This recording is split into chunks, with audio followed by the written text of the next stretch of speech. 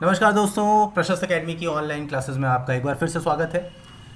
तो हमने paper 5 UP PCS mains 2023 के लिए पेपर 5 का पहला टॉपिक स्टार्ट किया था और उसमें बहुत सारे लेक्चर्स हमने किए थे। खासतौर पर उत्तर प्रदेश के प्राचीन इतिहास के बहुत सारे पोर्शंस कवर कर लिए थे। उसी क्रम में अगला जो टॉपिक था वो हमारा था उत्तर प्रदेश की कला और संस्कृति। उस कला और संस्कृति का पहला टॉपिक हमने किया था, सब टॉपिक जो कि था उत्तर प्रदेश की स्थापत्य कला और मूर्तिकला। नेक्स्ट सब टॉपिक है उत्तर प्रदेश की चित्रकला। तो आज हम इसी टॉपिक को करेंगे।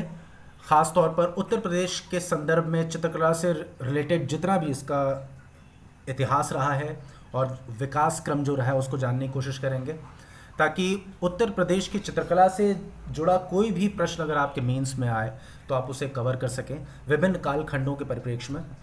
तो आइए स्टार्ट करते हैं उत्तर प्रदेश की चित्रकला। उत्तर प्रदेश की चित्रकला में हमें सिर्फ 3 कालखंड याद रखने हैं। सबसे पहले प्रागैतिहासिक काल, उसके बाद आएगा मध्यकाल, उसके बाद आपका आएगा आधुनिक काल। मध्यकाल में एक सब डिवीजन होगा जो मध्यकाल के पैरेलल क्षेत्रीय जो कलाएं चल रही थी, क्षेत्रीय चित्रकलाएं, उनको भी हम पढ़ेंगे एक सब डिवीजन के तौर पर। मोटे मोटे तौर पर हमें सिर्फ 3 डिवीजन से याद रखने हैं, प्रागैतिहासिक काल, मध्यकाल और आधुनिक काल।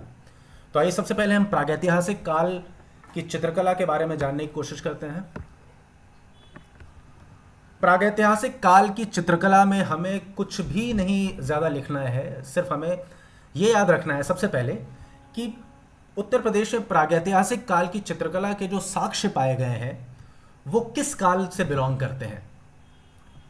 तो वो कौन से काल हैं जहाँ से जुड़ी चित्रकला के साक्ष्य हमें मिलते हैं, जहाँ से जुड़े मनुष्य की चित्रकला के साक्ष्य हमें मिलते हैं। तो वो है उच्च पुरापाषाण काल और मध्य पाषाण कालीन।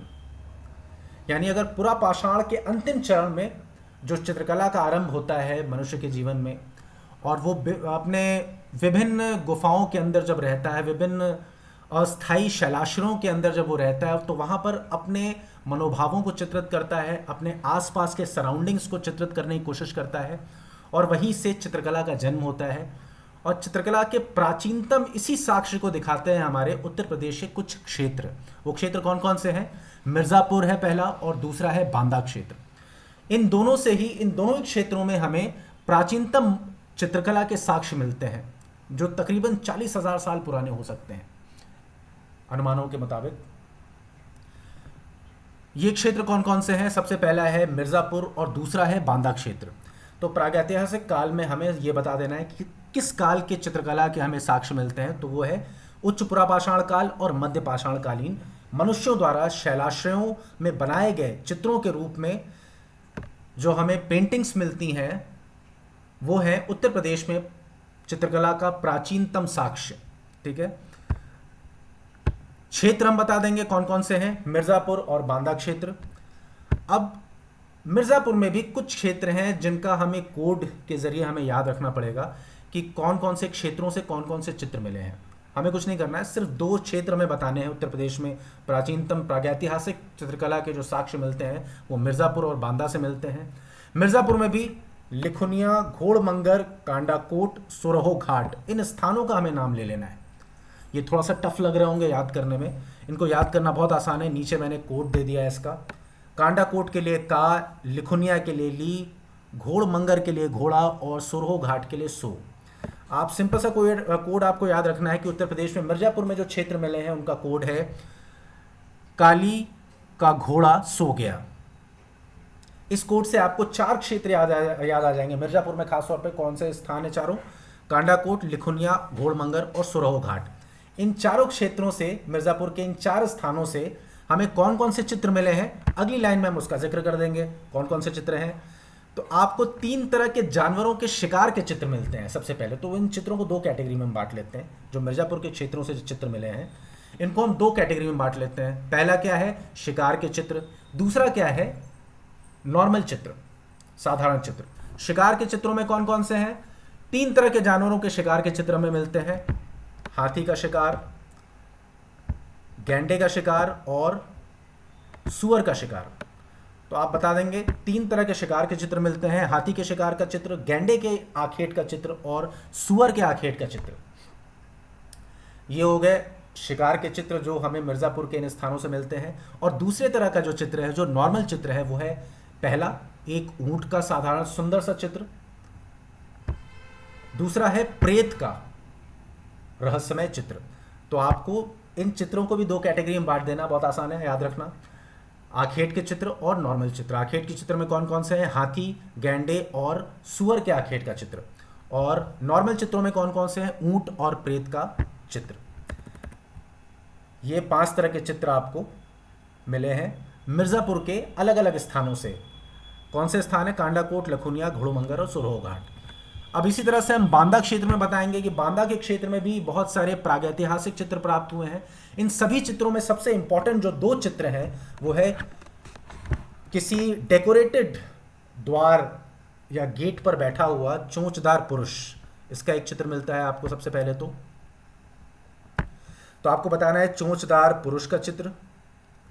दूसरा आपको बताना है बारहसिंगे का पीछा करते हुए धनुर्धारी शिकारियों का चित्र। तो पहला आपको क्या बताना है? चोंचदार पुरुष का चित्र, और दूसरा बारहसिंगे का पीछा करते हुए धनुर्धर शिकारियों का चित्र। तो इस तरह से हमारा प्रागैतिहासिक काल का जो उत्तर प्रदेश का पार्ट है वो खत्म होता है। आगे हम देखते हैं मध्यकाल में हमें उत्तर प्रदेश के चित्रकला के विषय में क्या क्या जानकारी मिलती है। तो आते हैं मध्यकाल पे हम लोग।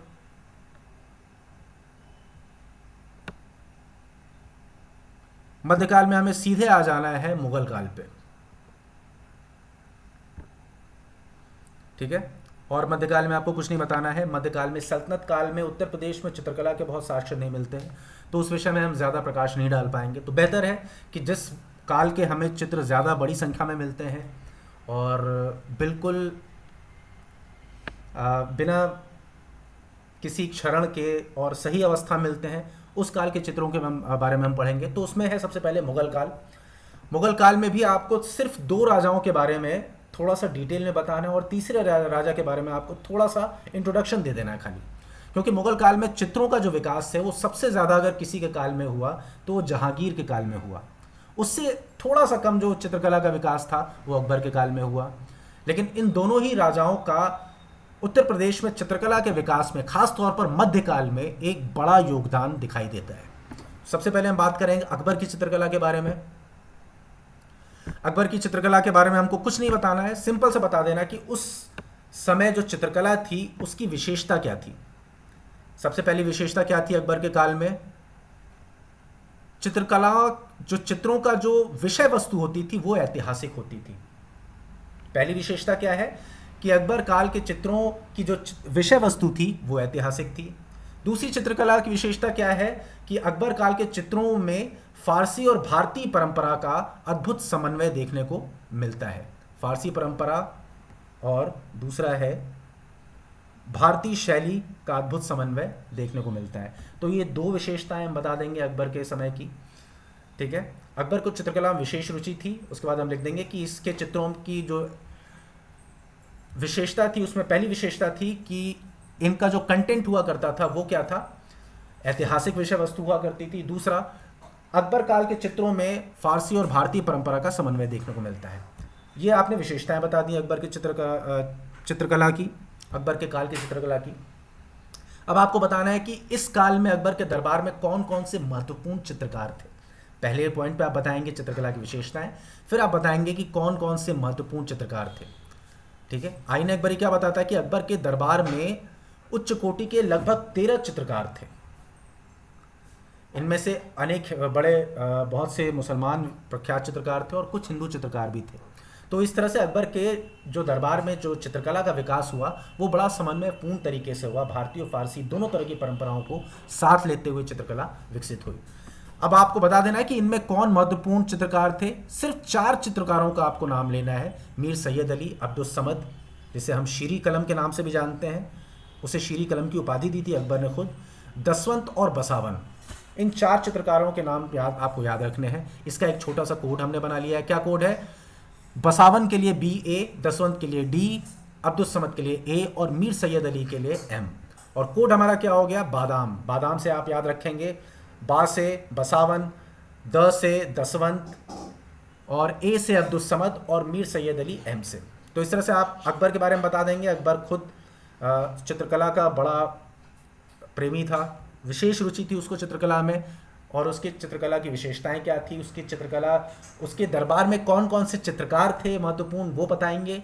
और लास्ट में आप बता देंगे कि उसने किस तरह का चित्रों का संकलन अपने संरक्षण में उसने तैयार कराया।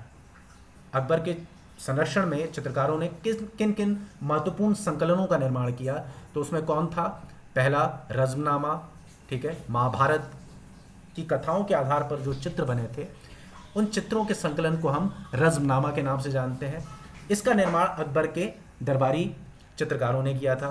रामायण की कथाओं के आधार पर भी चित्रों का निर्माण किया था। इन चित्रों का भी संकलन तैयार किया गया।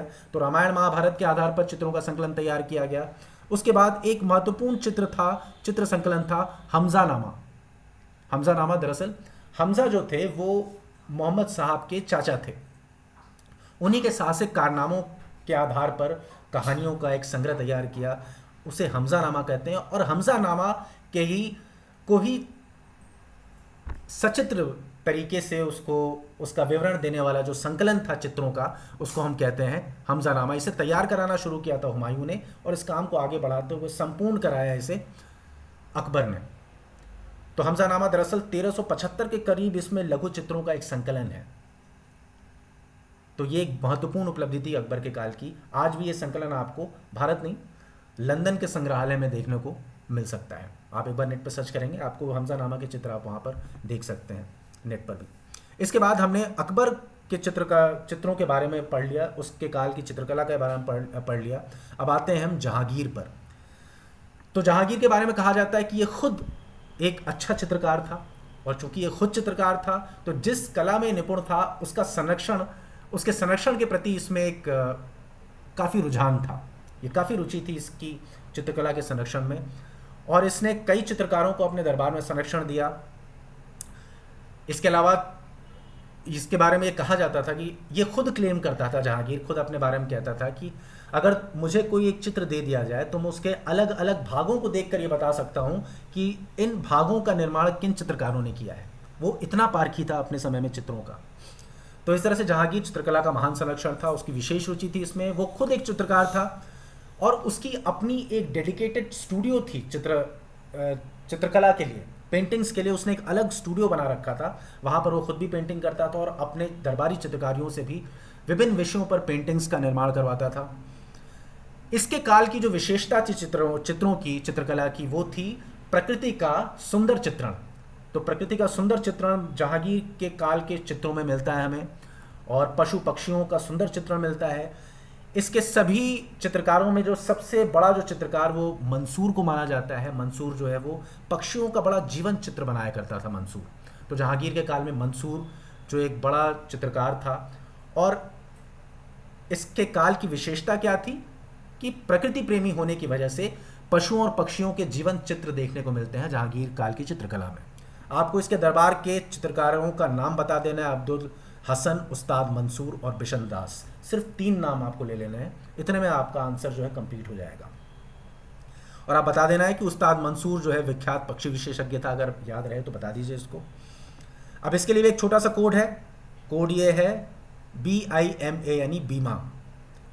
बिशन दास का BI, मंसूर का हो गया M और अबुल हसन का हो गया A। इस तरह से आपको इस वर्ड से याद आ जाएंगे जहांगीर के काल में कौन कौन से चित्रकार सबसे प्रसिद्ध हुआ करते थे। बीमा वर्ड से आपको याद आ जाएगा। तो अकबर और जहांगीर के काल के चित्रकारों के लिए 2 ही वर्ड आपको याद रखने हैं, बादाम और बीमा। इससे आपको सारे के सारे चित्रकार लिख लेंगे महत्वपूर्ण। अब आते हैं हम शाहजहां पर। आपने अकबर के बारे में बताया, आपने जहांगीर के बारे में बताया, अब आपको बताना है उत्तर में शाहजहां के बारे में। शाहजहां, हालांकि जहांगीर जितना प्रश्रय उसने या इतना विकास उसके काल में चित्रकला के क्षेत्र में नहीं हुआ। क्यों? क्योंकि उसका ज़्यादा रुझान जहांगीर का स्थापत्य कला की तरफ था। एक से एक बिल्डिंग्स उसने बनवा दी। आगरा का जो लाल किला था, चाहे वो ताजमहल हो, जहांगीर ने बहुत अच्छे अच्छे बिल्डिंग्स का निर्माण कराया। इसलिए स्थापत्य में ज़्यादा रुझान होने की वजह से वो उतना ध्यान नहीं दे पाए, लेकिन बदस्तूर अपने पिता की परंपरा को उसने जारी रखा। चित्रकला की परंपरा को उसने जारी रखते हुए अपना संरक्षण दिया अनेक चित्रकारों को। लेकिन बहुत ज़्यादा इसमें नहीं लिखना आपको जहांगीर के बारे में, सिर्फ आप बता दिए कि जहांगीर के काल में चित्रकला में जो नया हुआ वो क्या था। वो था कि मैं जहांगीर का नाम ले रहा हूँ, शाहजहाँ की बात हो रही है यहाँ पर।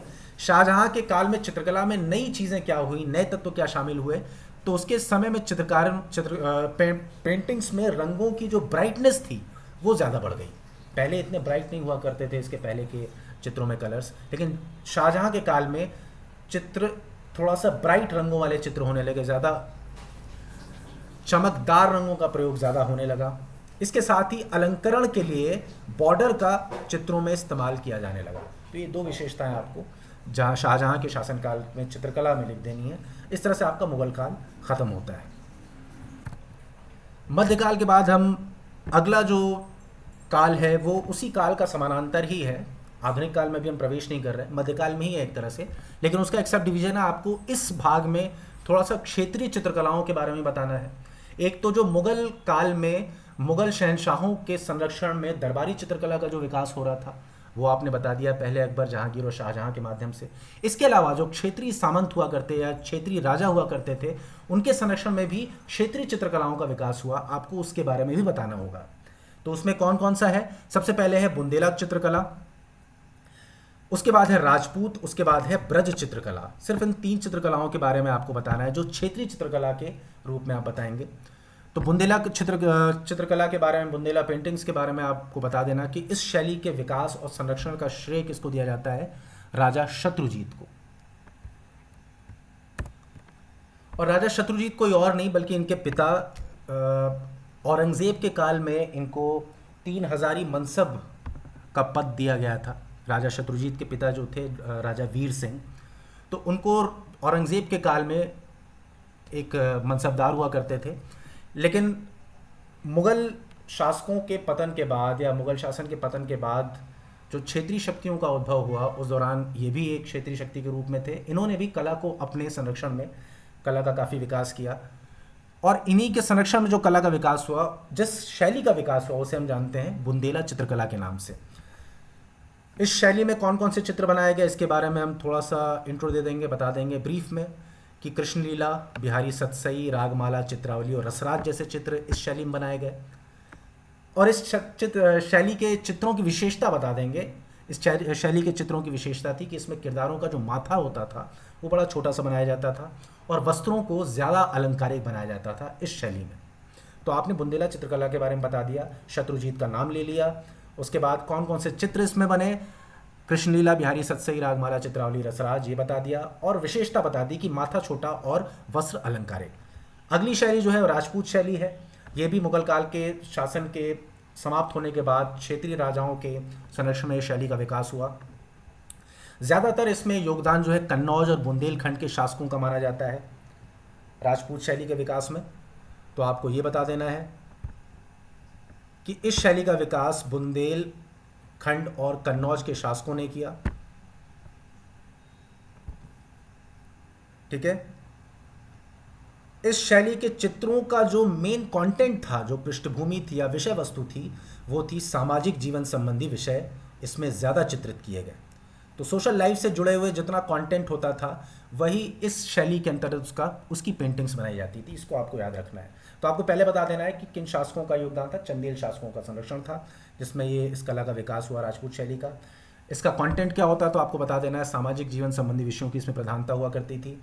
तीसरा इसको बता देना किस किस तरह की पेंटिंग्स का इसमें निर्माण हुआ। तो आपको बता देना नायक नायिका, रागमाला, राधा कृष्ण और श्रृंगारमयी नारी का चित्रण। इसमें अधिक इस तरह की चीज़ें, इस तरह के विषय वस्तु ज़्यादा देखने को मिलता है। 2 क्षेत्रीय चित्रकलाएं हमने देख ली। अब हम देखेंगे अगली चित्रकला, ब्रज चित्रकला। इसके नाम से ही स्पष्ट है कि इस चित्रकला की जो विषय वस्तु होगी, इसका जो कथानक होगा, जो इसका कंटेंट होगा, वो सब कुछ कहाँ बेस्ड होगा? ब्रज क्षेत्र में। ब्रज क्षेत्र यानी मथुरा, वृंदावन और गोकुल की पृष्ठभूमि से जुड़ी जितनी कथाएं हैं उन कथाओं का इसमें चित्रण हुआ होगा। धार्मिक विषय होंगे इसके। ये सारी चीज़ें आप मतलब सेल्फ डिड्यूस करके आप लिख सकते हैं, इसमें कहीं से आपका गलत नहीं होगा। तो ब्रज चित्रकला के बारे में संक्षेप में बता दें कि इसके धार्मिक शैली के धार्मिक विषय के चित्र हुआ करते थे और मथुरा, वृंदावन, गोकुल की पृष्ठभूमि पर विशेष तौर पर जो कथाएं थीं उनका इस शैली के अंतर्गत चित्रण किया गया। और कौन कौन से चित्र इसमें थे? तो वासुदेव, कृष्ण, गोपी, ग्वाल, प्रेम, प्रकृति और इससे जुड़ी हुई भावनात्मक अभिव्यक्ति के चित्रों की इसमें प्रधानता हुआ करती थी। तो हमने क्या देख लिया, प्रागैतिहासिक चित्र देख लिए, हमने देख लिया मध्यकाल के चित्र देख लिए, हमने देख लिया क्षेत्रीय चित्रकलाएं। कौन कौन से चित्र देख लिए हमने शैलियाँ देख ली क्षेत्रीय चित्रकला में, तो बुंदेला शैली, राजपूत शैली और उसके बाद हमने ब्रिज चित्रकला शैली को देख लिया। हमने तीनों के कंटेंट को भी पढ़ लिया, किस किस इस चित्रकला की क्या विशेषताएं थीं, संरक्षण किसने दिया, ठीक है। और इस तरह से हमारा क्षेत्रीय चित्रकला का जो है वो कंटेंट वो समाप्त होता है। अब आगे बढ़ते हैं हम, अगली चित्रकला है आधुनिक, और ये आखिरी चित्रकला का हमारा आखिरी डिवीजन है आधुनिक चित्रकला। इसमें भी बहुत सारी चीज़ें आपको याद नहीं रखी हैं, सिर्फ 4 पॉइंट्स हैं आपको बता देने हैं। पहला बता देना है कि ये किस क्षेत्र में ये चित्रकला विकसित हुई। आप सिंपल से बता दिए कि 19वीं शताब्दी के प्रारंभ में खासतौर पर अवध क्षेत्र में, अवध में जिन नवाबों का संरक्षण, अवध में जिन नवाबों का शासन हुआ, उन्होंने अपने संरक्षण में स्थापत्य और चित्रकला का काफ़ी विकास किया। स्थापत्य के बारे में हम पहले पढ़ चुके हैं। अब चित्रकला के विकास में भी हम बताएंगे कि लखनऊ और निकटवर्ती क्षेत्रों में 19वीं शताब्दी के आरंभ में चित्रकला की एक अलग शैली विकसित हुई। इस शैली की मुख्य विशेषताएं क्या थीं? इस शैली में प्राचीन और मध्यकाल की चित्रकला के तत्वों को आधुनिक चित्रकला के तत्वों के साथ जोड़कर एक नई शैली का विकास किया गया, और इस शैली को हम किस नाम से जानते हैं? रूमी कलम के नाम से। तो पहले आपको बता देना है कि किस काल में ये डेवलप हुआ, किन किन नवाब, किन किन शासकों के संरक्षण में ये डेवलप हुआ, और इसमें हम समन्वयकारी तत्व क्या पाते हैं? प्राचीन मध्यकाल के तत्व तो पाते ही हैं, साथ में आधुनिक काल के भी तत्व इस चित्रकला में हम पाते हैं। आधुनिक प्रयोग इसमें किए गए। इसमें मुगल और अवध शैली की विशेषताओं को तो अपनाया ही गया, लाजमी है, क्योंकि हम इसके पहले ही बात कर चुके हैं कि आधुनिक, प्राचीन और मध्यकाल के तत्वों के आधार पर आगे बढ़ते हुए इसमें आधुनिक प्रयोगों को जोड़ा गया, तो इसमें मुगल और अवध शैली की विशेषताओं को तो अपनाया ही गया था। साथ में इसमें यूरोपीय कला के भी तत्वों को भी शामिल किया गया। यूरोपीय कला के तत्वों का सबसे महत्वपूर्ण तत्व क्या था यूरोपीय कला में? कि व्यक्ति की वास्तविक छवि का अंकन। जैसे आजकल अगर आप देखें तो स्केच बनाते समय व्यक्ति की वास्तविक छवि का अंकन किया जाता है। आजकल की पेंटिंग में भी व्यक्ति की वास्तविक छवि का अंकन आप देख सकते हैं ज़्यादा। तो ये यूरोपीय कला जो थी, वहाँ पर वस्तु या व्यक्ति का जो वास्तविक छवि थी उसके अंकन पर ज़्यादा जोर दिया जाता था, और उसी शैली का अनुकरण इस कला में भी किया गया, रूमी कलम शैली में भी, ठीक है। तो इस तरह हमने देखा आधुनिक चित्रकला के तत्वों को, इसका विकास देख लिया, कालखंड देख लिया जिसमें ये विकसित हुई, और इसकी विशेषताएं भी देख ली हमने। तो इस तरह से हमारा आधुनिक चित्रकला का सेगमेंट भी खत्म होता है। और अगर मोटे तौर पर देखा जाए तो हमने चित्रकला को पूरी तरह से पढ़ लिया आज। और इससे जुड़ा कोई भी प्रश्न आपको आएगा, चाहे प्रागैतिहासिक काल की चित्रकला पर आए, आप उसमें अच्छा खासा 150-200 वर्ड का आंसर बड़े आसानी से लिख सकते हैं। पॉइंट्स को थोड़ा सा इलेबोरेट कर देना है, बहुत ज़्यादा पॉइंट्स मैंने नहीं बताया, बहुत कंसाइज वे में बताया है। कौन कौन सी चीज़ें आपको याद रखनी है वो बता दिया, कोड्स आपको दे दिए, उसके बाद मध्यकाल का बता दिया, क्षेत्रीय चित्रकला बता दी, और आधुनिक चित्रकला बता दी। अब मुझे नहीं लगता कि आपका कोई सवाल मेंस में चित्रकला से जुड़ा हुआ, उत्तर प्रदेश से जुड़ा हुआ कोई भी सवाल गलत हो सकता है। आप अच्छे खासे मार्क्स इसमें हासिल कर सकते हैं अगर आप इन कोर्स को अपने ध्यान में रखें, और जिन 4 पॉइंट्स को ही आपको याद रखना है, उन्हीं को इलेबोरेट आपको करना है, ज़्यादा कुछ इसमें लिखने की ज़रूरत नहीं है।